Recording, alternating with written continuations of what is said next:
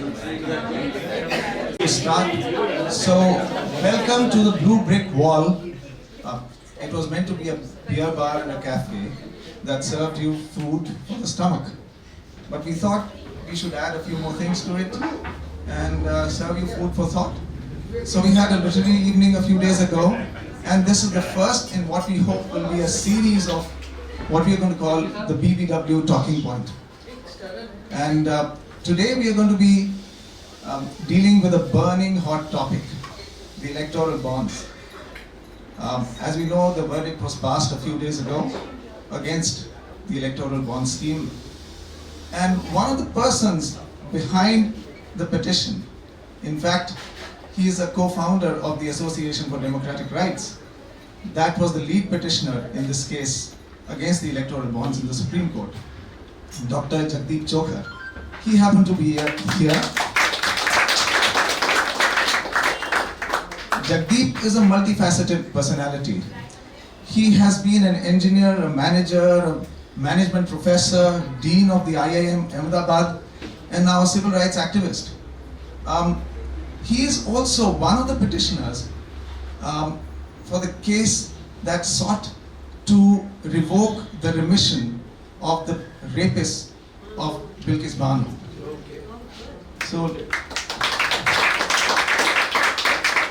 So ladies and gentlemen, I will not take too much of your time. I want to welcome Dr. Jagdeep Chhokar. He's going to speak on the electoral bonds, and later on, after he finishes, we're going to throw the floor open for you to ask him any question that you wish to. Jagdeep.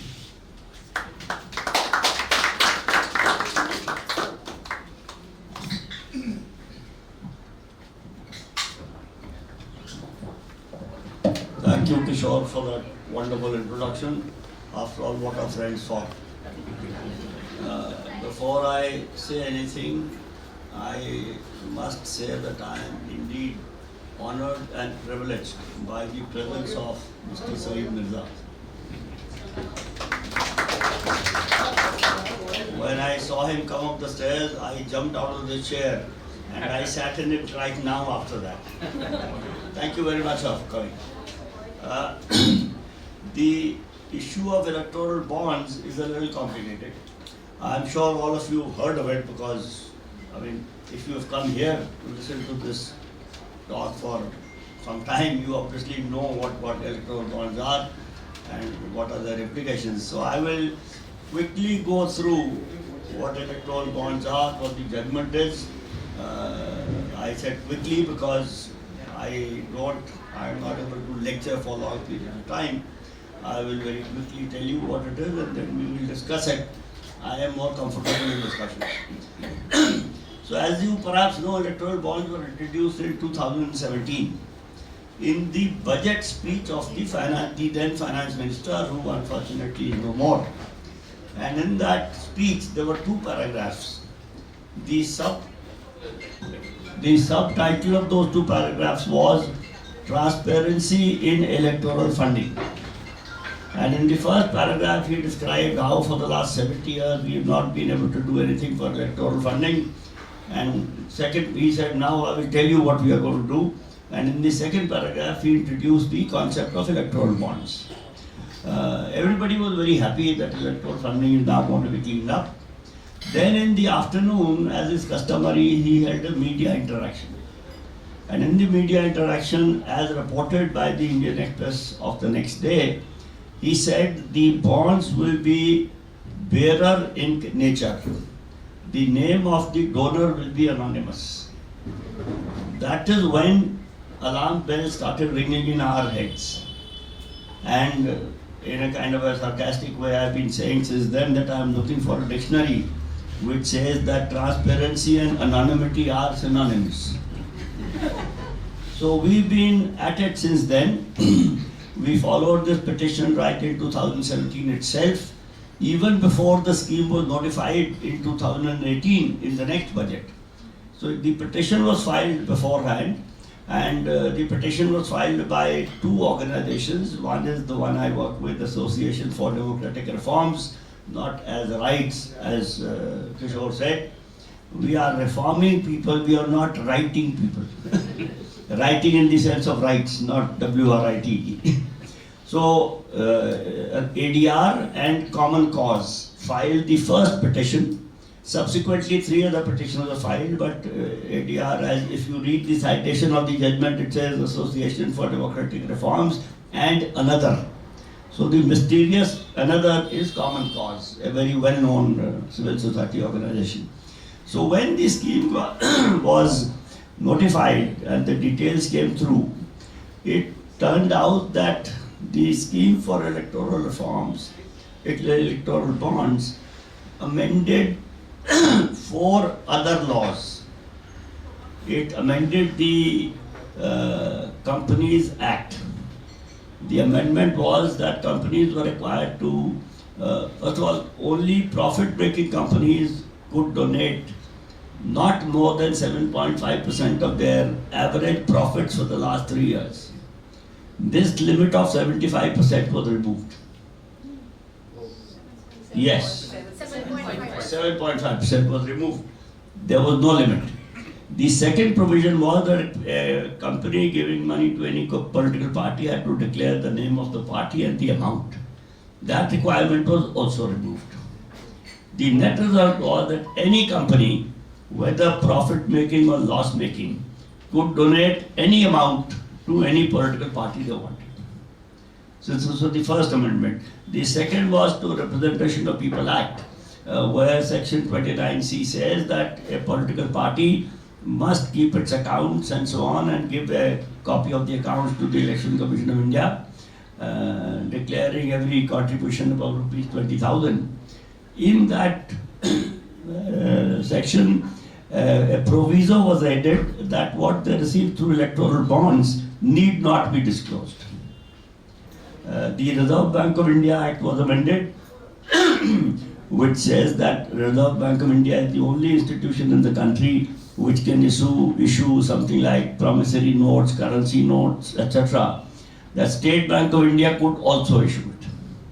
And the fourth amendment was to the Income Tax Act, where section 13A of the Income Tax Act gives 100% exemption to political parties for all their income. Some of us may not even know that. That act was amended because that act also has a proviso that the company has to give list of donations about 20,000 to the Election Commission of India. In that proviso, correction was made that the electoral bond donations need not be disclosed. So there were a series of actions taken to make it possible that whatever money goes through electoral bonds is not disclosed to anybody. By way of transparency, the provision made was that the State Bank of India, which would be the sole authority to issue these bonds, will collect KYC, know your customer particulars, of everyone buying electoral bonds. That would sound like a very good thing. But then there was another sentence that the State Bank of India will not give this information to anybody unless there is an order from the court. So there were many such things which I don't want to go into, and subsequently when the scheme started functioning, it was found through some work of some RTI activists like retired Commodore Lokesh Batra and journalist Nitin Sethi, that there were notings on the files and there were papers in the files showing that the Reserve Bank of India had very strongly objected to this scheme, and so had the Election Commission of India. So there were these two constitutional bodies which on paper, and RBI did it repeatedly. The governor of the RBI was invited to the finance ministry for discussions, and it was recorded on the file in the noting side by the secretary to the government of India that the RBI does not seem to have understood the implications of the scheme. This is all written down, I am not making it up. So anyway, all this happened. Then the scheme, one of the things that bothered us was that the scheme had the potential to choke the funding to all opposition parties. Now you might wonder why that would happen. Let us say my good friend Kishore, when it was a Delhi-based scheme, so therefore I'll give examples from Delhi. The branch of the state bank which can sell electoral bonds is the Parliament Street branch, which is called the main branch. So Mr. Kishore Tukral goes to the main branch of the State Bank of India, and being a rich man because he runs a cafe in Goa, he buys electoral bonds worth 100 crores, which is just a piece of paper, nothing else, a simple piece of paper. He takes that piece of paper and in his fancy car, because he's a rich man, he starts driving towards Janpat. Now those of you who are not familiar with Janpat, Janpat is where the Congress headquarters are. So on the first traffic circle, he gets a call. Hello, Mr. Gultukral, how are you? He'll say, very well. And he of course recognizes the voice. And then the person on the phone says, I believe you have bought electoral bonds worth 100 crores. And Mr. Kishore, being as I know him, he starts sweating. And he turns his car towards Deen Dayal Upadhyay Marg. So this was the way that funding to opposition parties could be choked. How did the person on the phone get to know? Because State Bank of India has this information. State Bank of India, as we know, is the government owned bank. It used to be the Imperial Bank of India. It is under the Finance Ministry. It also reports to the RBI. And there is nowhere, regardless of what the scheme says, that State Bank of India can deny any information to the government. And once it goes to the government, it goes to the party which is leading the government. And once the party has this information, Mr. Tukral gets a phone call. So we had this apprehension, and actually I wrote about it right in the beginning. Then, when the scheme was notified in 2018 and matters started rolling, after a year when the information came out through declarations of political parties to the Election Commission, about I think 212 crores worth electoral bonds were sold in that first financial year. And out of 212, 200 went to the ruling party. 10 went to the Congress, and the remaining 2 were not encashed. So you can imagine 90% of the electoral bonds issued in the first year went to the ruling party. In a very kind of sad way, I felt very vindicated. But over the years, this figure from 90% came down to about 65-70%. But can you imagine that one political party gets 60% of 16,000 crores and all the other parties get 40%. On an average, let us say there are 20 other parties. So how much do they get? 2% each. This is one of the major issues that the Supreme Court has considered in their judgment. That this scheme destroyed the so-called level playing field in the electoral arena. And the Supreme Court goes at great length to describe that the level playing field is one of the essential features of a free and fair elections in a healthy, normal democracy. This was one bit of the Supreme Court judgment. I am mixing up the two things. I am not doing them in a sequential order. There were 2 issues that the judgment identified. One was this level playing field, which I just explained. The other is the right to information to citizens. I am sure everyone here is aware of the fact that right to information is the only law in the country where the citizen has the responsibility to initiate action. In all other laws, the state initiates action. This is the only citizen-centric law which gives citizens the power to call the government or public authorities to account.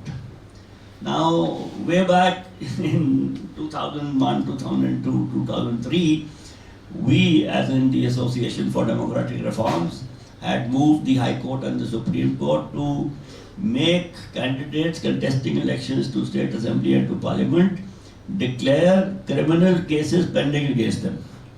Now that is a long saga which took 5 years, and I won't go into that, otherwise we'll be here maybe till the morning. So in that judgment, the Supreme Court and the High Court had repeatedly said that citizens and voters have a right to know the background of candidates. And we had used that argument in our petition.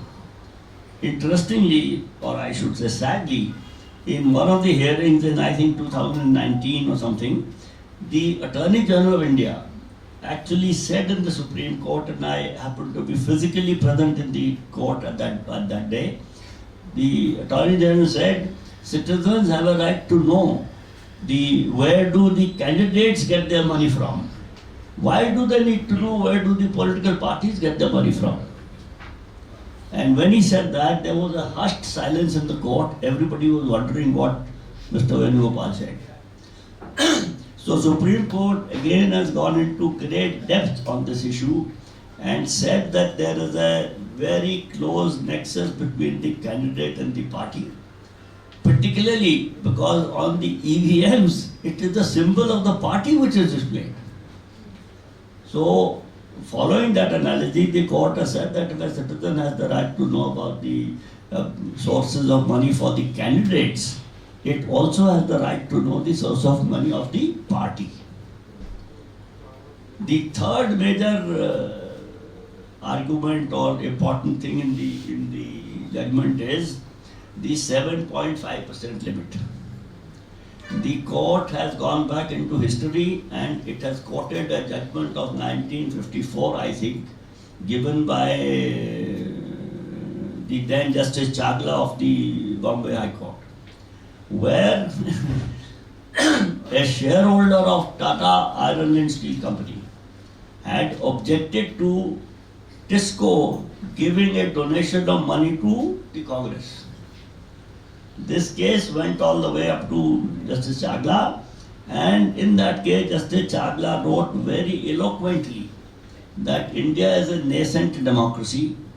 If large corporates can take a hold of the political system by their donations, the democracy will not work at all. He was far more eloquent than I can express. The Supreme Court has gone back to those judgments and said unfettered donation of money by political parties, by corporates to political parties cannot be permitted. It has restored the 7.5% limit, and it has also said that not making a distinction between profit-making and loss-making companies is just not logical. The danger which is hidden in this provision is that there was a parallel amendment to the Foreign Currency Regulation Act, the famous FCRA. That amendment came about, actually, it might get more complicated, in a case that we had filed against Congress and BJP. Many years ago, we had discovered that an electoral trust, which is another funding mechanism, had donated money to Congress and BJP. And the name of the trust was Public and Political Awareness Trust, which doesn't tell you who has set it up. So we decided to investigate that, and the technical expression is piercing the corporate veil. When we pierced that corporate veil, we found Sterlite, I'm missing, there were two other companies. One of them is Goa based, by the way. These three companies had joined together, one in Goa, one in Bombay, the other in Chennai, to set up this trust. We wondered further, how come these companies in different industries came together? And when we pierced the corporate veil behind those companies, we found Vedanta Resources of Mr. Anil Agarwal. We further found that Vedanta Resources is registered in the UK. So therefore, that money, after piercing of two corporate veils, was British money. So we took this up with the High Court, and because the FCRA forbade political parties from accepting foreign money. So the High Court said it was right, and High Court said action should be taken against these two political parties under the FCRA within 6 months. Of course, that action never happened. The FCRA was amended twice. I won't go into the details, but the final amendment in the FCRA said a subsidiary, a foreign company can set up a subsidiary in India and contributions from that subsidiary will not be covered by FCRA. So if you combine this with the 7.5% limit being removed, what do you have? A foreign company can set up a shell company in India, and through that loss-making company continue to donate to political parties. This was a very insidious scheme because it opened the possibility of foreign entities making huge donations and totally controlling the entire Indian political system, which would have serious implications for national security. So this judgment, in my view, has a very far-reaching impact, has the potential for a very far-reaching impact. What this Supreme Court has done, which we had not asked for, it has directed the State Bank of India to provide information to the Election Commission of India of every single electoral bond that has been sold. Who has bought it, how much for, and which political party has encashed it. It said 3 weeks from the date of the judgment was on 15th of February, it will be around 6th or 7th of February, 6th March, and then it is said within 1 week thereafter, the Election Commission has to put it on its website. So by 15th of March, all of us, and all of us who are not here, everybody in the country and in the world, might know who gave how much money to which political party in the last 7 years. This is going to be huge. Therefore, action has already started to prevent this from happening.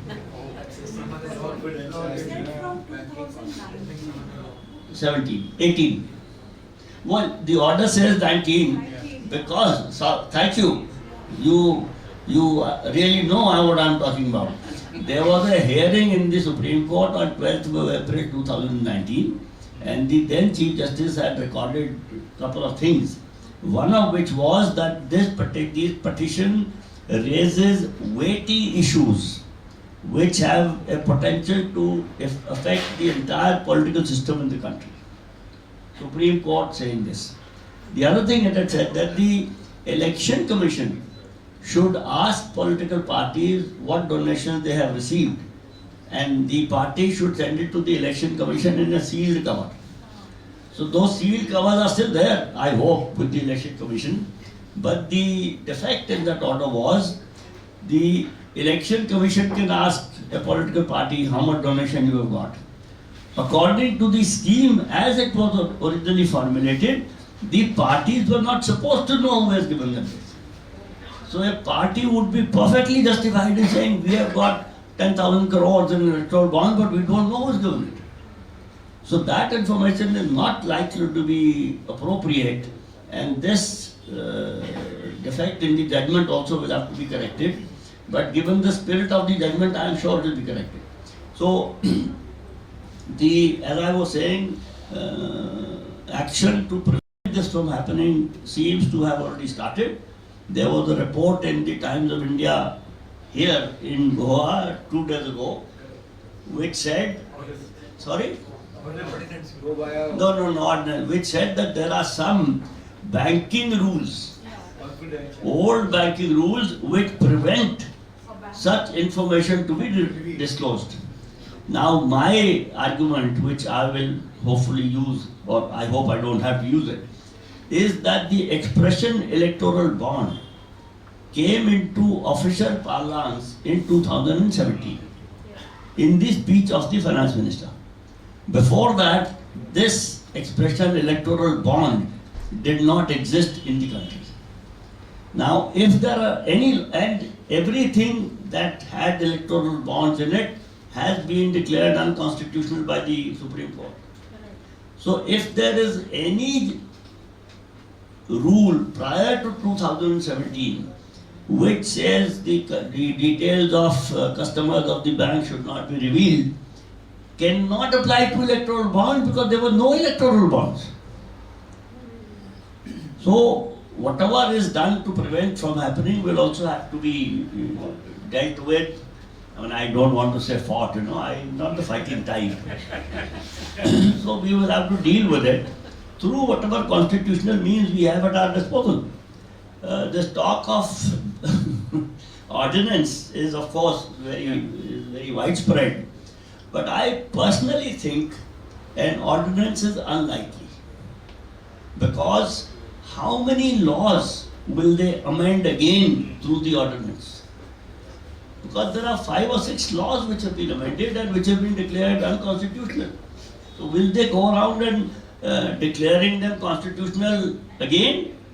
And there is also a law, by the way, not a law but an established judicial principle in India, that the parliament can remove the constitutional basis of a judgment and thus render the judgment infructuous.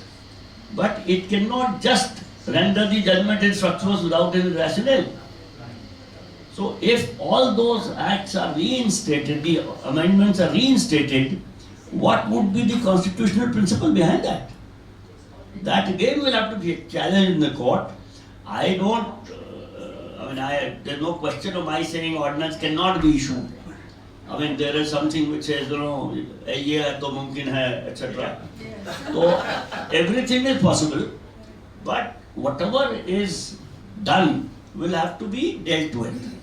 And given, the judgment actually, any of you who takes, have you read it? Yeah, but any of us who take the trouble of reading the judgment, it is extremely forceful and it is comprehensive. It has covered things which were not argued in the court. So the judges have actually taken pains to write a judgment which is legally and constitutionally very sound. I am going to be very surprised if the judgment can be overturned. And even if it is overturned, it will again go. Some people have also talked about a review. A review, if you apply for a review, the review is done by the same bench. And typically the review is done in the chamber of the judges, not in open court. In very rare cases, a review is done in open court, where the person or the party which requests a review presents their case and the other party also presents their case. So if there is a court, open court review, we will contest it. Completely unanimous. It is a 5-judge constitutional bench which is unanimous. So therefore, the the precedentiary value as a precedent of this judgment is going to be very high. It will be used as a precedent in several areas, particularly of anything to do with democracy, anything to do with level playing field, anything to do with corporate influence on money, corporate influence through money on political parties and the political system, on the right to information. It is actually wealth of all such laws and great descriptions going into depth. I have actually written a piece which has been published in the Tribune this morning, which says this is an opportunity to save democracy from big money. And I believe that is so. The question is, who will save democracy from big money? And my answer is, we the people. And as I have written in the Tribune, we are the real owners of this country. We have to do it. We cannot depend on anybody else. The Supreme Court has done a wonderful job by giving this judgment. But the Supreme Court can only give a judgment. It cannot get the judgment implemented. Implementation is done by the executive, which does not want to implement it, it seems. But just like the right to information, it is we the people who have to ensure its implementation. And with that, I know there is a very urgent question here, so we turn to questions right away. Actually, I'm not very knowledgeable about this. It is being recorded, so please. Oh, I'm not very knowledgeable about this, but I didn't understand how Sudhir Chhokar can take a bond, can buy electoral bonds from State Bank, and give it to either any party? Yeah. No, there is you get a piece of paper saying this is an electoral bond for 10,000 crores and I promise to pay the bearer, just like a currency note. And that piece of paper, not Mr. Chhokar, Mr. Chhokar. I mean, the bonds are not. No. The bonds are not transferable. The bonds are not transferable. So Mr. Chhokar cannot transfer to Chhokar. Yeah, but he can give it to one party. He can give it to any party which has secured at least 1% of the votes in the last general election or the state assembly election. Yes, he can give it to any party. So not to a new party, No. to an independent. It cannot give to anybody except a political party which has secured at least 1% votes in the last general election or state assembly election, and the political party can only deposit it, or I should, with pleasure I would say a political party could only deposit it in a designated bank account with the State Bank of India. You cannot say that I will go and deposit it in my uncle's bank. No. I mean, the scheme as formulated gave the appearance of a very well thought out scheme to protect and enhance transparency. But actually it was doing the exact opposite. Exactly. Sir, just one comment. The audacity of AG to say that the citizen doesn't have the right to know the funding of the political parties stems back from the fact that all parties joined together earlier in opposing the right of people to question the political parties funding under RTI. Means transparency under RTI. You will take me back to another story. We have got an order from the Central Information Commission way back in 2013 that 6 national political parties are public authorities under the RTI law. It doesn't say they are, they are public authorities and they shall appoint the public information officers within 4 weeks, and 2 weeks thereafter they will answer the queries that the petitioners have asked. But no political party has agreed to follow that. But how They do are- we do that now? Because the same thing, right? They are supposed to give the list by... No. This is this is to the election commission. But and this is under a direction of the Supreme Court. If they refuse to give it, they will be committing contempt of the Supreme Court. That was an order by the Central Information Commission. The postscript to that story is when political parties refuse to give that information and refuse to accept our application, we complained to the Information Commission saying that they are not honoring your order. That issue was heard over 2 years. And finally the Central Information Commission wrote, our order, our decision is final. It has not been challenged anywhere in the last 2 years. Therefore, it is final. But we have no wherewithal to get our decision implemented. And the petitioners can do whatever they like. So we of course went to the Supreme Court, and the case is in the Supreme Court. It has not yet been heard. But at that time, very mildly, we also said that if the Central Information Commission cannot get its order implemented, then what is it doing? Communist Party, there they had joined that, but this time at least they have not taken the course. This gentleman used to work for the Hindu, therefore he is very well informed.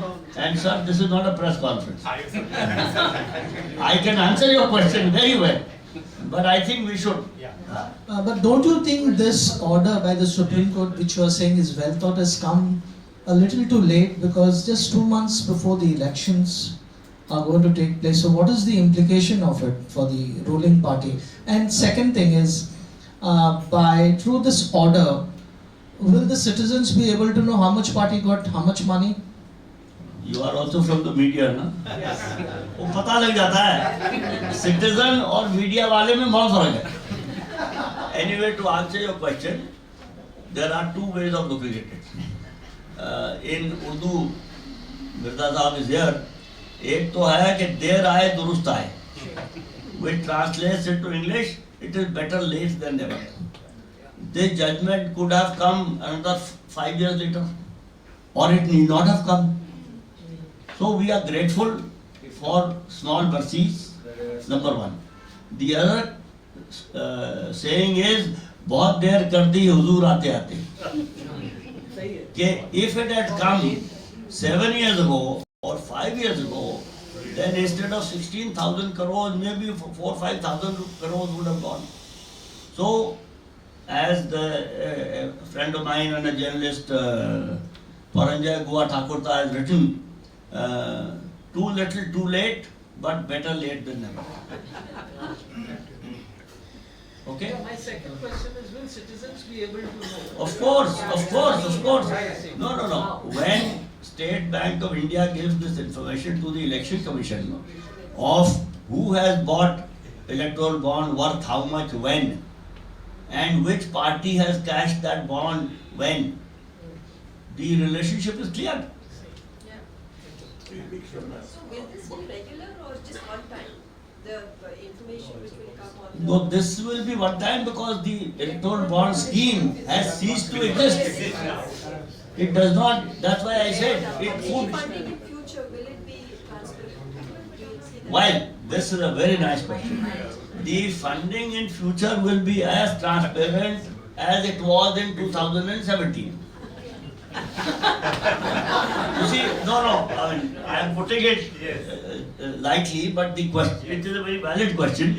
And I have written and said about our political financing systems till 2017 were nowhere near the best.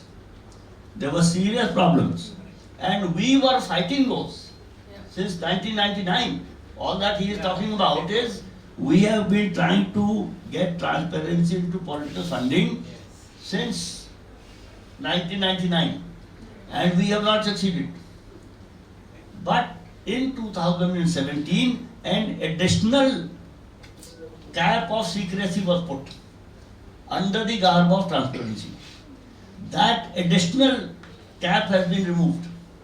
So we are back to square one, and we will start fighting again. So transparency is not going to come.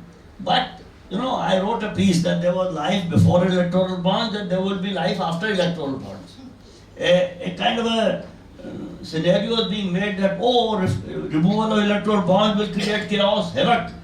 In 1951 to 2016, Indian democracy was doing well.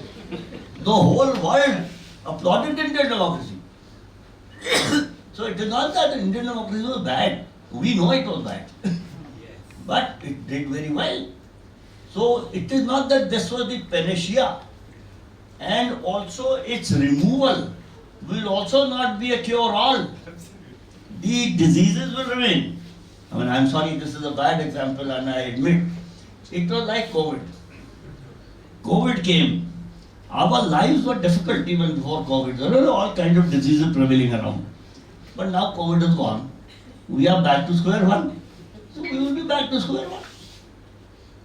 Jagdeep, one question is, what are the best practices we can borrow from maybe other democracies? Because right now you mentioned about the electoral bonds judgment, but then of course political parties do need funding from the corporates and others. So what best practices we can borrow from others, and how is it going to look like in the future? Your question is loaded because I know who you are. First of all, no, I will say two things in response. One, we don't need to borrow from anybody. We need to get over this sentiment that we have to borrow from mature democracies. Damn it, we are 75 years old. I am 79, he is 80. Wow. 81, sorry sir. So how long does it take for a society to mature? The amount of mischief we can do to political setup, we know. We can teach the world. So therefore, sorry, just hold on now, you listen.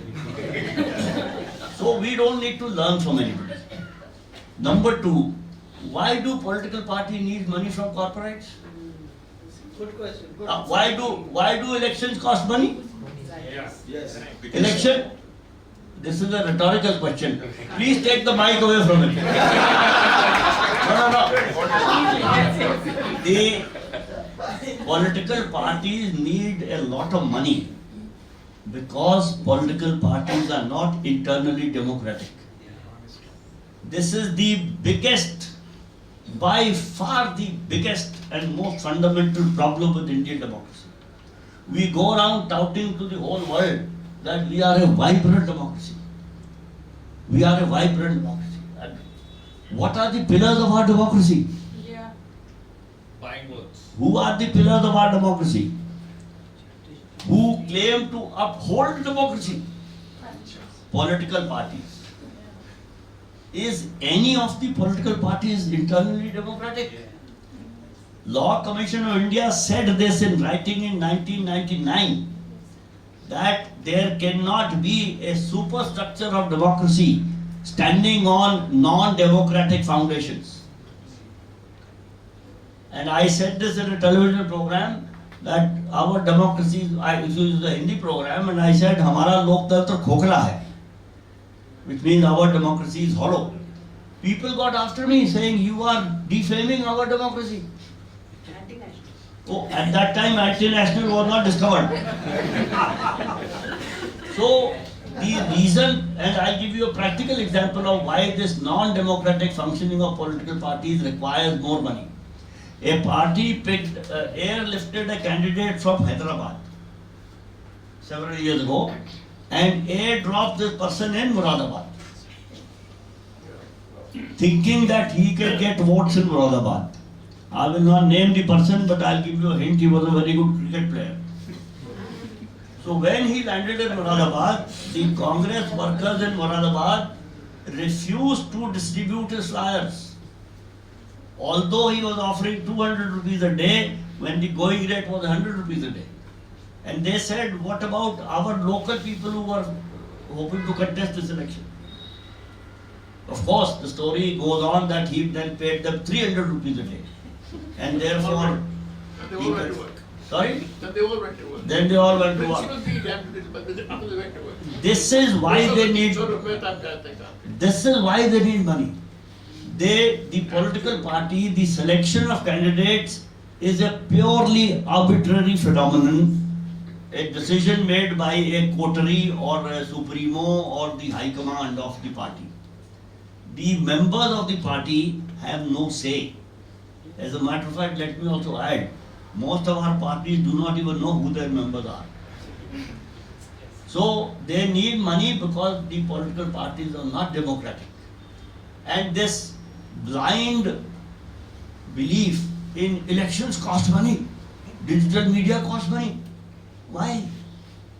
There is a story, which is an old story, pre-independence. In 1935, the Government of India Act was passed by the British Parliament. All the young people have no clue what I'm talking about. But India was given a dominion status or something like that, and a provincial assemblies were formed, and elections were held. Now there was a gentleman in Bombay whose name was Vaikunt Bhai Mehta. So he used to work in cooperatives, setting up cooperative societies, etc. So people went to him that, Vaikunt Bhai, you please contest the election. So Vaikunt Bhai said, I don't want to contest the election. In those days, politics was not so lucrative. And even if it was, Vaikunt Bhai didn't want it. So people troubled him a whole lot. So in those days, apparently, I don't know, I was not around, although I am so old. Vaikunt Bhai Mehta wrote a letter to wrote a letter to Mahatma Gandhi. He said, people are asking me to contest the election, and I don't want to contest the election, so please tell me what to do. Mahatma Gandhi, of course, had answers to all questions. So he sent him a postcard, saying, number one, if people want you to contest elections, you must contest elections. But there are two conditions. Condition one, you will not campaign in your election. Just go and file your nomination and sit at home.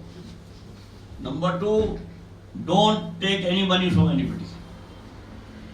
So Vaikunt Bhai Mehta as a dutiful and obedient soldier, went and filed his nomination and sat at home. People said, sir, chaliye baaton dijiye usko, mujhe to nahi dena. Election happened. Vaikunt Bhai Mehta won with an overwhelming majority. He became the finance minister of the state of Bombay, and there is a cooperative institute in his name, Vaikunt Bhai Mehta Institute, National Institute for Cooperatives.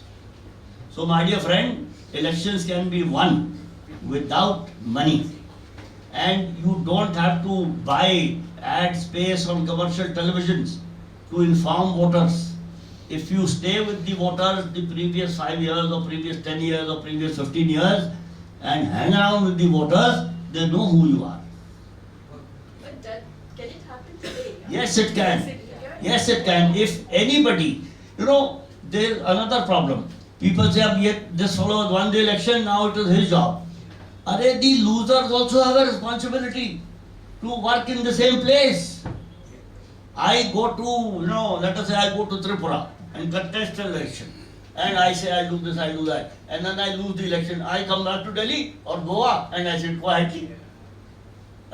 Elections are meant for the people who are living there. They are not meant for people who will go and sit in parliament and do damn all. Oh, sorry, this is the wrong word. So it can happen provided political parties are democratic. Provided members of a party have a chance to select their own candidate. Then if the members of a party in, let us say, Miramar, choose their own candidate of every party, then that chosen candidate doesn't have to work. Those who choose him will work for him. We need to take democracy down to the people. Our democracy is only factory at what is called ivory tower. I should say that because I was a professor in some institute which is also considered ivory tower. So I don't use that word. But the political things happen. Leadership. We look at political leaders, they are grassroots workers. Politics has to happen here. And I'm very happy to say, I've been here 3 months, the politics in Goa is very grassroots as compared to anywhere in the country that I've seen. So it's a very nice place that way. But it has to happen all You must always But know they that we are change very parties. uncertain. Sorry. They change parties, they get elected. If they change parties, they should be Not voted. boycotted by the voters for the rest of their lives. वो नहीं करते ना, तो कौन नहीं करता, voter नहीं करते ना, हम नहीं करते. It is our fault. Because काम तो हो जाता है ना, if you go ये to- देखिए, this is the problem. अगर if we elect people कि हमारा illegal काम हो जाए, then we are wrong. ये मुझे यहाँ तो गैस कनेक्शन की प्रॉब्लम नहीं है कि मुझे गैस कनेक्शन मिल जाए और को मिले ना मिले, ये गलत है. If we accept undue favors from elected people, we are guilty of corrupting them. They are land. they are willing to be corrupted, very happy to be corrupted, but we are the ones who are corrupted. Citizens, actually, thank you for bringing me here. Citizens, just a minute, sir. Citizens have a very fundamental role in a democracy. We must remember that if a democracy is bad, we can blame political parties, we can blame politicians and whoever, bureaucracy, judiciary, as I often do. But fundamentally, it is citizens who are failing democracy. I have a friend called Shailesh Gandhi who used to be an information commissioner. He lives in Bombay. In his email, below his name, it says, "मेरा भारत महान नहीं है, लेकिन ये मेरा दोष है." So I jokingly told him, I said, "तू अपने आप को बड़ा फंदे कहाँ समझते हो कि भारत में जितनी गलतियाँ हैं सब तूने की हैं?" He said, मैंने की कि नहीं की, मैं responsible हूँ उनको ठीक ना करने का. And the organization that I work with, Association for Democratic Reforms, has a tagline. Like just do it and so on. Our tagline, which comes from a Supreme Court judgment of the US Supreme Court by a judge by the name Felix Frankfurter, the tagline says, there is no job in the land which is more important than that of being a citizen. There, we need to think about it. Are we being real citizens? Real citizen is one who thinks about things around her or him and does something about it. We expect, and this is sarcastic, please don't mind it, we expect that we are sons-in-law of the country. हमारे लिए सब कुछ होना चाहिए. लोग बम्बई वाले तो खासतौर पे, सॉरी सर, कहते हैं जी हम इलेक्शन में वोट करने नहीं जाते, हम तो वीकेंड पे वो अलीबाग चले जाते हैं. अरे भाई, हमारा नाम वोटर लिस्ट में नहीं है, तो आप अपना नाम डलवाइए वोटर लिस्ट में. कोई आके आपके मुंह में लड्डू खिलाएगा कि नाम डलवाइए. Citizens have to take responsibility, and unless we do that, and therefore I try and argue for what is called active citizenship. Concerned citizens, aware citizens, alive citizens. I think I should stop here. Hello, just You can carry on. Yes. We have enough time. There's a question. you said you gave an example of Goa, that it's such a literate, vibrant citizens here who are aware of what the rights are, who are aware of what one should do.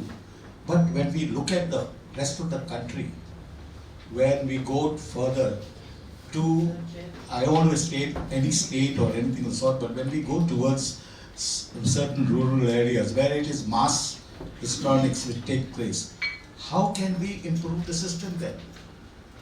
There, those citizens are not be just swayed by various speeches, etc., etc. How can we as a small community like this, because we are just a small community, maybe we can do a change in Goa, and I hope we can, and I hope Goa can do a change, but I don't know what the rest of the country is. This is what I feel. Well, Can I add to that one more? yeah, sure. We don't mind. Can you tell us 2 or 3 things that you liked about Goa being a vibrant democracy? In your observation.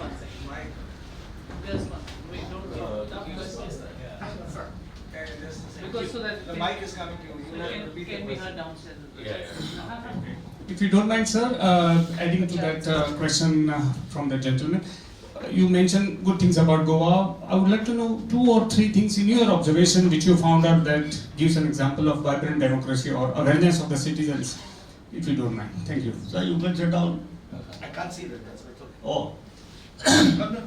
well, first of all, let me say I was just being nice. ये लोग मेरे दोनों पीछे पड़ गए हैं. I am neither an ambassador for Goa, sir, and nor a publicist for Goa. You can be one. I have a job of a concerned citizen.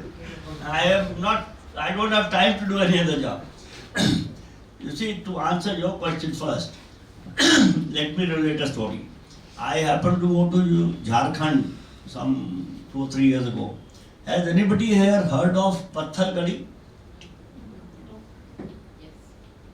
I will not request you to tell. Why don't you tell them? About the man and the Patthar Gadi.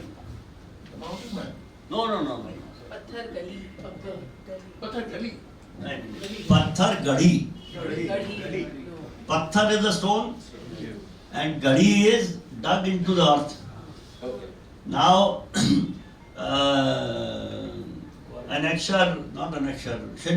Schedule 5 and Schedule 7 of the Constitution have special provisions for tribal areas. Because in tribal areas, perhaps here also, first of all, I don't know enough about Goa, my knowledge is superficial. So even here might be the land is community owned by Comunidad or something. So on paper. Thank you. Somebody is willing to tell me the truth. So in tribal areas, the land is community owned. In Jharkhand also there are tribal communities and there is community ownership. And one of the provisions in that schedule up to the Constitution is that you cannot sell any land unless the entire community agrees. And there are many other provisions which also say that nobody can enter that village unless the community permits. So this Patthal Gadi movement, which literally says stone dug into the ground, originally started many years ago in actually Gujarat, then it went to Maharashtra, then it went to Orissa, and then in Jharkhand a few years ago, a large corporate was looking to set up a huge powerhouse. And they had been promised land in Orissa. And then something went wrong, they couldn't get it, then they went to Jharkhand. Jharkhand has this provision because tribal areas. So the then Chief Minister quietly brought in an old law from somewhere and made an exception, and the land was sold to this company. Then some people went to these tribals and they said, this is your land, how can it be sold like this? So the tribals got a little upset, and they dug or etched the provisions of Schedule 5 and 7 in pieces of stone and dug them in the entrance to their village, which also said nobody can enter without our permission. When this happened, the state government got very worried, and like they are doing in Haryana these days, they set up, they tried to enter, police came with guns, and the tribals came with their bows and arrows, and there was a confrontation. People died. So this had happened when I went there. It had happened 2-3 years before I went there. So when I happened to be in Ranchi, and I said, can I visit some Patthal Gadi villages? And they said, sure. So I went to 3 Patthal Gadi villages. As we were walking to this village, and there were 3 pieces of stone, vertical. As we were entering, there were 2 young men coming, obviously in torn vests and shorts and dirty and handed a bath. So I asked them, I said, "Aap is gaon mein rehte hain?" They said, yes. So I pointed to the stones and I said, ye kya hai? So one of these boys says, इस पे संविधान के 5वें अनुच्छेद का परिवार लिखा हुआ है. So first of all, I was shocked by the Hindi. I mean, I am a Hindi speaker, but this kind of good Hindi is a little difficult. So once I gathered my wits, I said, ये आपने कब लगाया था? उसने कहा पिछले साल लगाया था. तो I said, संविधान तो 70 साल से है, और ये पिछले साल आपने क्यों लगाया?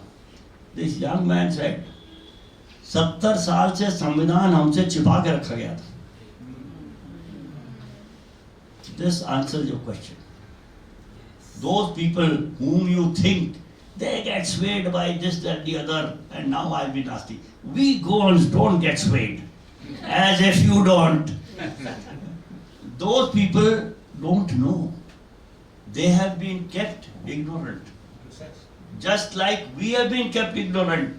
I could give you another half an hour and I'll ask you, where does government come from? And I bet money, because Kishore is watching very carefully. I bet money everybody will say, we elect the government. And in 2 minutes I will persuade you, you do not elect the government. You vote for one person. That person is who? Candidate. How does one become a candidate? By ticket. नहीं, अरे छोड़ो यार, डंडे से भी बनते हैं. Ticket. Who gives ticket? Party. So I'll then come to my statements quickly. Statement 1. A citizen's choice is pre-constrained by the choices made by a set of political parties. This is a statement which I often, I don't challenge lawyers because I'm a lawyer myself. I say, इसमें गलती निकालो. A citizen's choice is pre-constrained by the choices made by a set of political parties. 5 candidate हैं, 5 पार्टियों ने उन्हें चुना है. आप क्या कर सकते हैं? You can vote for one of them. So you don't have a choice. Once this person gets elected, he goes to the assembly or parliament. A bill comes. Does that person have a choice whether to support the bill or oppose the bill? Party, whip.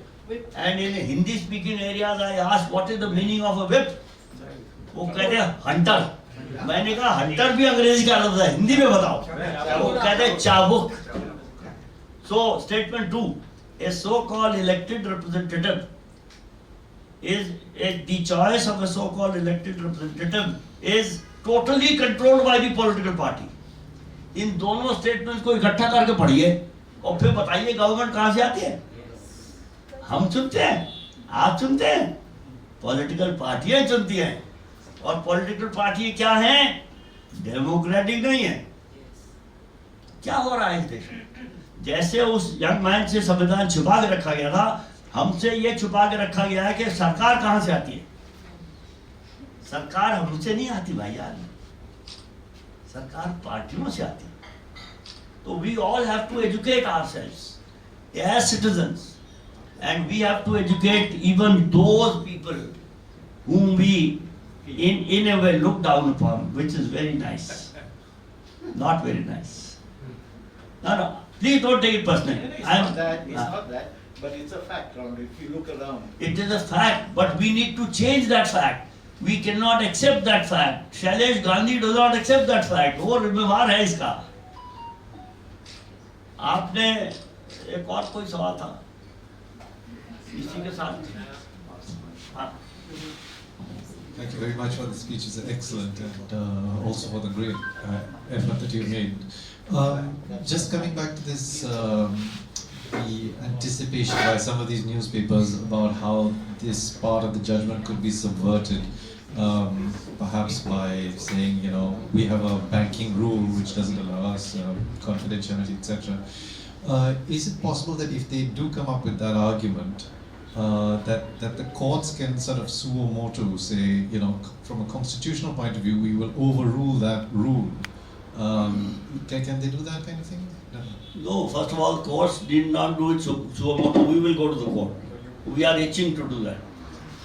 Secondly, the courts will not need to overrule that rule, because, as I said earlier, the expression electoral bond is unlikely to be there in any pre-2017 rule. So there is no constitutional issue here. I mean, the word or the expression electoral bond cannot be in any rule made before 2017. And post 2017, every sentence in the law which contains the expression electoral bond has been declared unconstitutional by the Supreme Court already. So how can there be a rule which will apply this? It is just not legal, it is logical. Okay, understood that. Thanks. And one other, if I may, a little detail also. You said that we should, if there is no subversion and things go according to the order of the court, we should get to know who over the last 6-7 years has been funding which party. But you also did say that these bonds are bearer instruments, so if I was to buy the bond, I could then give you the bond, you could give him the bond, and he could then give it to the political party. So if we just get the information about who bought and which party got it, will we be able to trace that the bond that I say I am corporate X What is your name, sir? What is your name, sir? Karan. Karan. Yeah. Okay, I, Karan, bought a bond and gave it to President of the best party in India, Chhokar.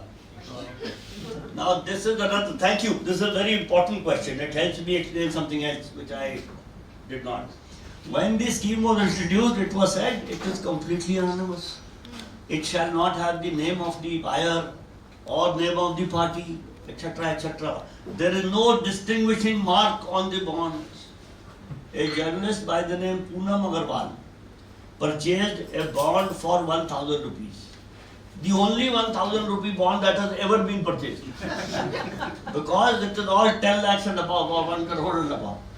And by a stroke of luck, she put that bond under ultraviolet light.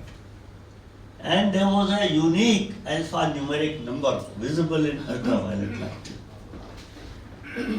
So, we know that each bond is individually identifiable. And State Bank of India can't say we don't have the record of these bonds. Then under RTI, their documents will be seen. But I am putting it like this, but I am fully conscious of the fact that it is not going to be easy at all. It will be extremely difficult. But if we as citizens don't do that, we shall be letting the Supreme Court down. We have to see that what the Supreme Court has said gets done. Jagdeep, I have a question. Oh, here is the mic. Is there a possibility that any court can rule the intent behind such legislation as criminal? Because the intent is criminal. You know, intent is a very difficult thing. In law it is called mens rea. What was in the mind of whom is very difficult to figure out. I don't know the answer to your question. The intent may have been criminal, but how will that intent be proved is very difficult. The same way, some people have said, I didn't want to get there, but anyway, that since this money was illegally obtained, all elections fought with this money should be declared null and void. Why not? Why not? I agree. Now, as I said, I am also a lawyer. If you want to say that these elections were won with this illegal money, one will have to prove that the money obtained through electoral bonds was indeed used to fight the election and not used to construct party offices across the country and other money used to fight the election. So what that legally means is a nexus will have to be proved between the money obtained through electoral bonds and the money spent on the elections. That isn't going to be possible in my view. Therefore, what you are saying is a very valid issue, but I don't think it is practically workable. Yeah, Mike. Wasn't there an effort sometime back, way back when Dr. Seshan was in the election commission to put a ceiling on the amount of money that could be spent on the elections by a candidate? And therefore, isn't that something that will be? Please answer the question. No, what I've understood is our question to be answered. that the candidate has a limit on spending, but the money has been given to the party. Now, how do you give the connection between the two? No, first of all, there is a limit on what the candidate can spend. But that limit is very, very commonly and freely violated. We have data.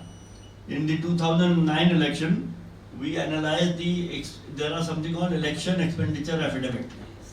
We analyzed the election expenditure affidavits of 6,753 candidates.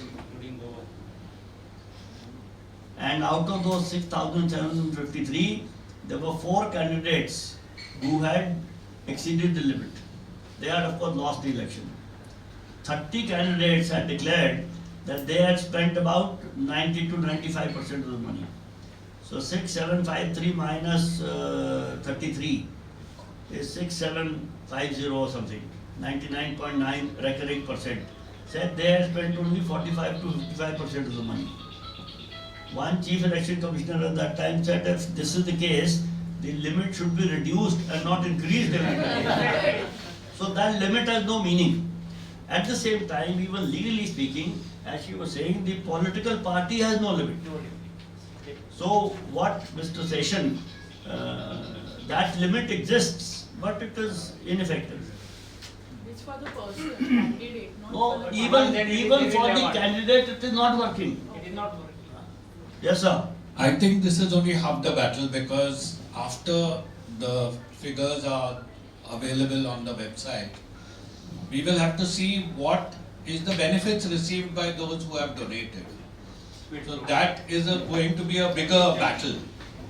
And unless that happens, there will be, this type of favors will continue. You are absolutely right. I agree with you completely.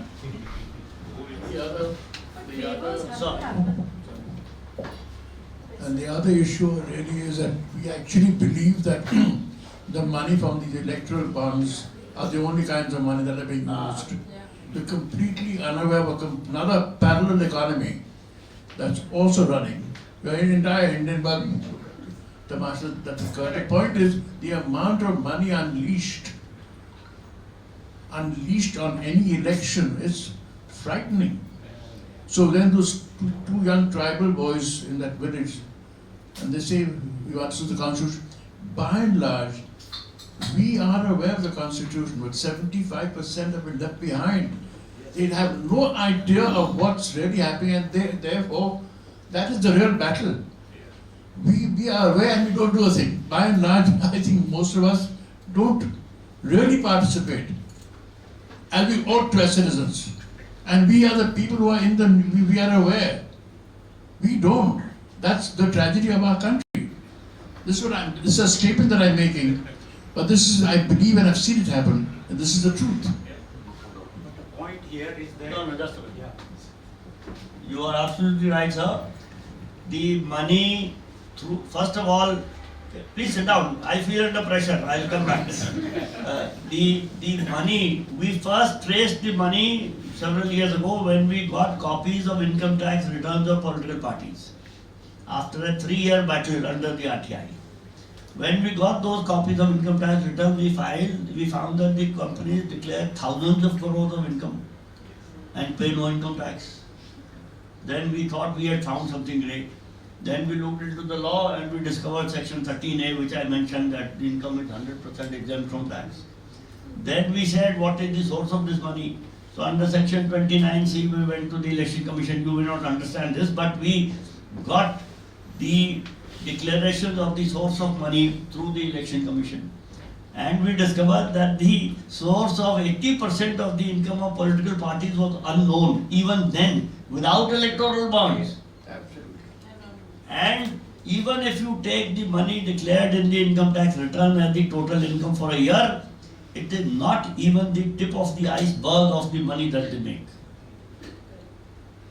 A secretary to the government of India is on record in a discussion with me 3 days ago that only 5 to 7% of the money that is used by political parties is declared. So what Mr. Mirza is saying, we know, sir. We know we are chasing the tail. But what tail ही पकड़ में नहीं आ रही है. हाँ, वो पकड़ में आए तो कुछ तो चले. So you are absolutely right. Can I add a point? Please. Yeah. What is important here is a completely opaque scheme which was being given a constitutional credibility. That is that. Not that everybody knows funding is going the way it is going. But here the game was played on the citizens saying constitutionality to a very opaque scheme. Actually, what you are saying is right. I'll put it this way. Let us say somebody said, what will happen if it is ruled? And I said, we go back to the good old days, pre-2017. At that time, if somebody was caught giving a suitcase of cash to a politician, it was supposed to be a crime. This scheme made that legal. That was the problem. There was something else in my mind. But suitcases are still No, they are still given. But in addition to that, this, if I may say so. And this went straight to the party. No, even that is also true. There is a cash there. But the difference is, in this case, you could also have, also have the opportunity to convert black money into white. Legally. Legally. Because if you have 200 crores in cash, what is your name, sir? Prakash. You give it to Mr. Kamath. Mr. Kamath is a very smart man. Out of these 500 crores, he pockets 100 और 400 रुपए का electoral bond खरीद के दे देता है. वो 400 करोड़ तो white हो गया और ये 100 रुपए जेब में डाल के बैठा है, क्योंकि वो कागज का तो किसी को पता नहीं है किसने लिया है और कौन ले रहा है. The other problem, sir, you were saying battle.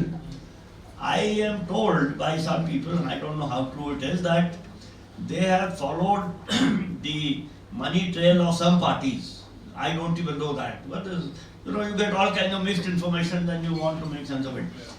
What I was told was for the two parties whom he did not tell me, so therefore I can't reveal, that 300 shell companies have given them electoral bonds. अब आप क्या करेंगे? Then आप क्या करेंगे? आप उस shell company को ढूंढेंगे, जैसे हमने वेदांता को ढूंढा था. उसके पीछे क्या है? So that process will go on, and it ain't going to be easy. Yes, sir, please. Good evening, sir. Thank you for the wonderful talk, given an insight to the judgment. My question is very simple. Why did it take so many years for the judgment to come? Do we have to be grateful to or thankful to the present CJI, though he was not a part of the 5-member board? He was a part. Sorry. Sir, I have already answered why did it come so late. I don't know what we talked about it. Whether we should be grateful to the CJI or to any of the other judges, I don't know. I don't comment on individuals. The Supreme Court has given, and I will not only say the bench, I will say Supreme Court, because every bench is the Supreme Court. We don't have, unlike the US where there are 9 judges who always sit together, we have judges who sit in benches of 2, 3, 5. So this was a 5-judge bench, but this is the Supreme Court for us. And we are happy that the Supreme Court has done what we think it should have done. There might be other people. Excuse me, sir, I am answering your question. No, please. So there might be other people who think Supreme Court should not have done this. And we respect their opinion, but we disagree with them. This is the fun of being in a democracy. We are not grateful, sir, to anybody. They are doing their job and we are doing our job. We are happy that they have done their job. We applaud them. That's all. I have one question. Sir, where you have asked how many questions? This is my second question. No. Let him ask his first question. After having won this case in the Supreme Court, do you see any possibility of the government trying to subvert this judgment or trying to delay? Yes.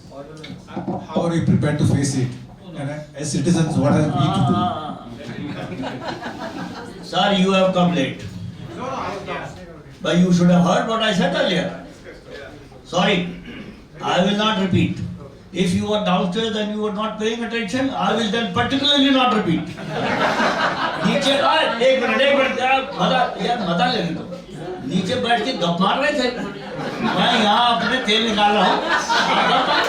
No, I will not answer your question. Sorry. I am just having fun. Professor Bayer. Sorry? You are right. You are absolutely right.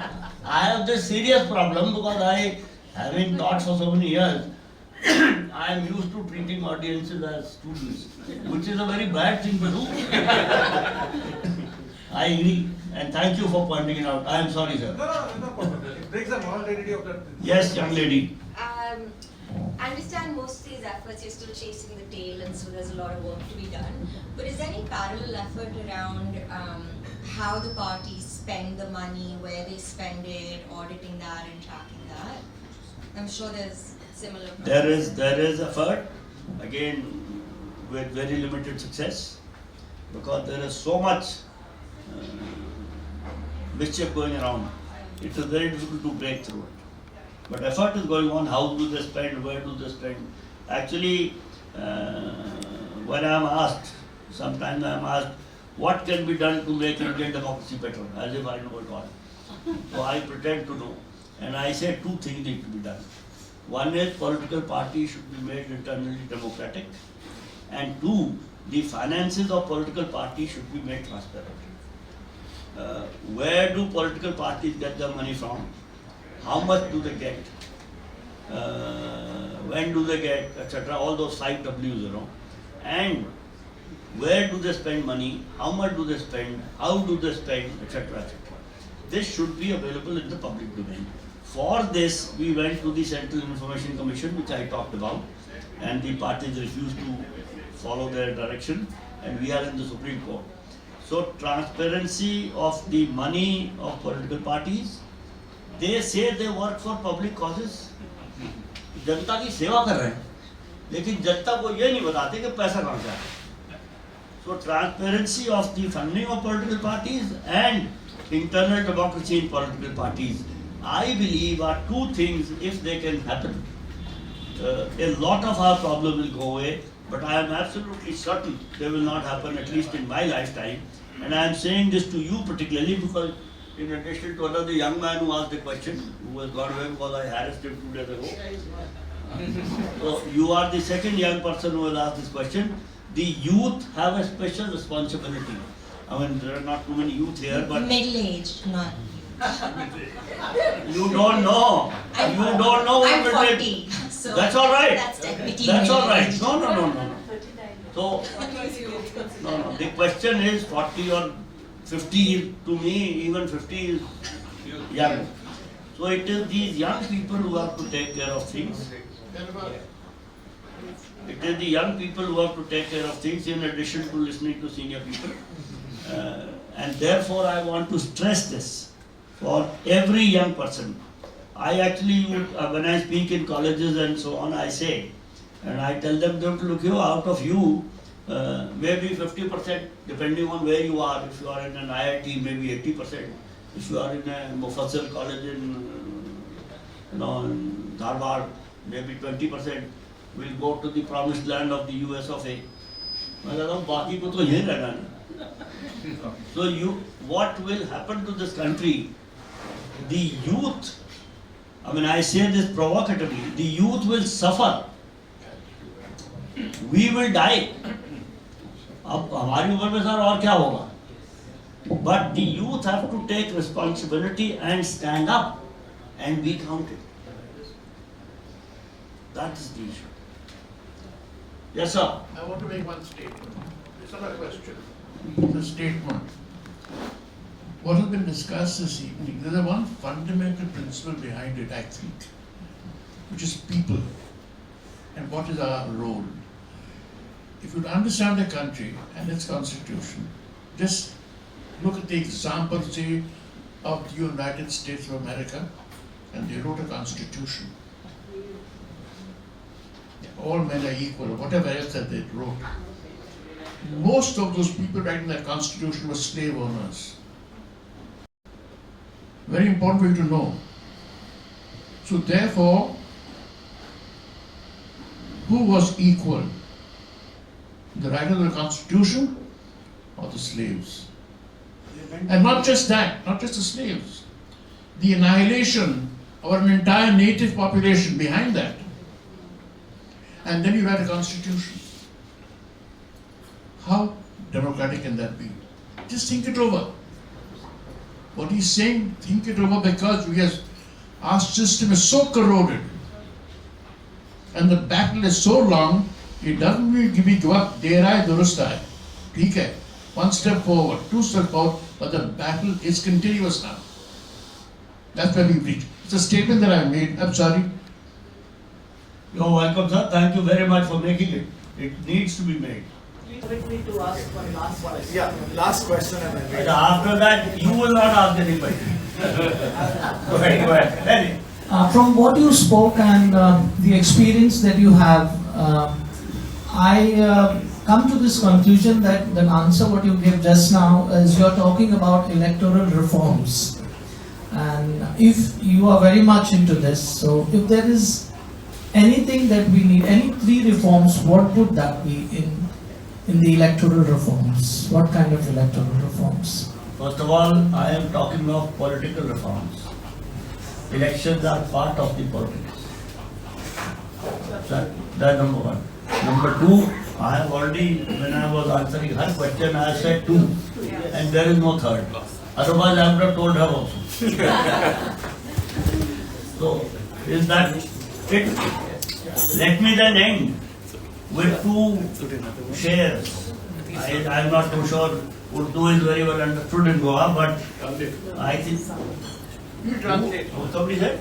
I said you can translate. Okay. There are better translators here. The first is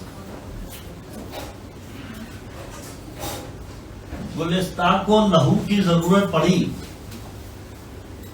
सबसे पहले थी गर्दन हमारी कटी. Have you understood, sir? Gulistan is a garden. The garden needed blood. The first that was chopped was mine or ours. Gulistan को लहू की जरूरत पड़ी, सबसे पहले थी गर्दन हमारी कटी. मुझसे कहते हैं अब ये अहले चमन, ये चमन है तुम्हारा, ये चमन है हमारा तुम्हारा नहीं.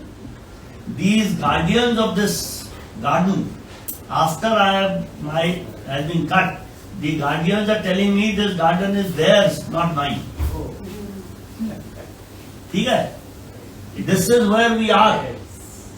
The politicians are telling us they own this country. I went and made a presentation to the Law Commission of India when they were talking of this one nation, one election issue 2-3 years ago. So some member of the Law Commission said that if all political parties agree that this is a good idea, then what will you say? I said I will still oppose it. Because the nation is not meant for political parties.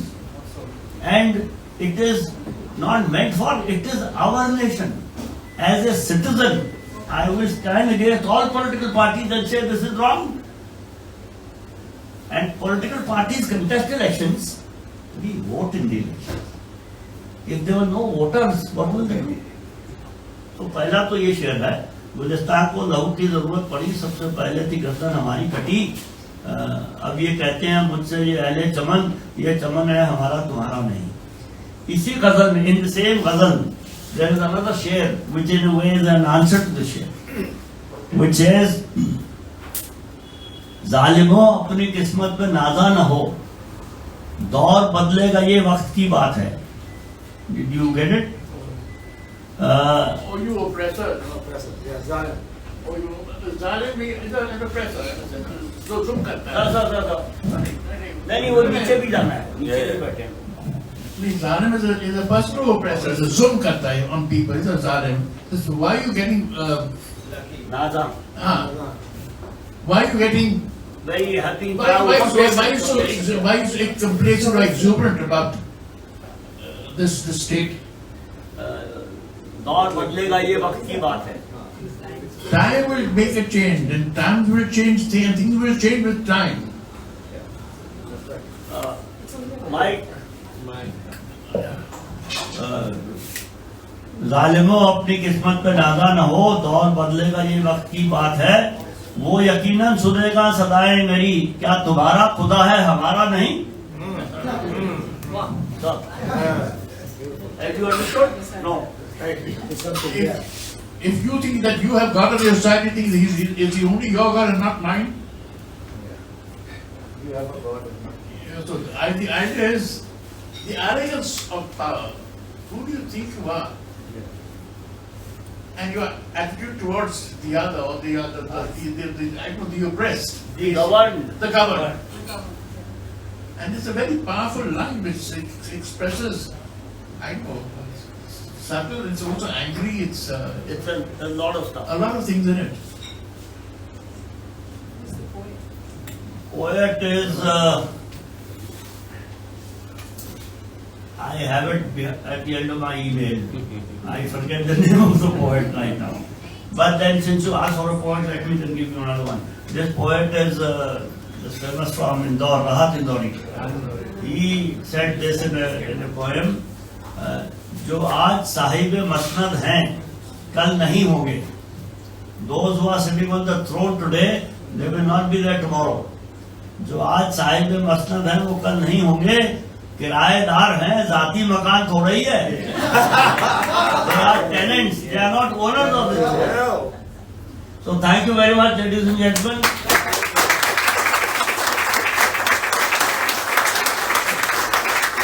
Thank you, Jagdeep. Thank you so much. Thank you, everybody. And just for the record, I do not own 100 crores. Every little bit that I own has been sunk into this place. So thank you for coming. We hope you will. It's okay. As long as we keep having mehfils like this is wonderful. Thank you for providing us with food for thought. why don't we all go down, eat, drink, make merry, and chew on this food. Thank you so much for coming, everybody. Thank you. Thank you.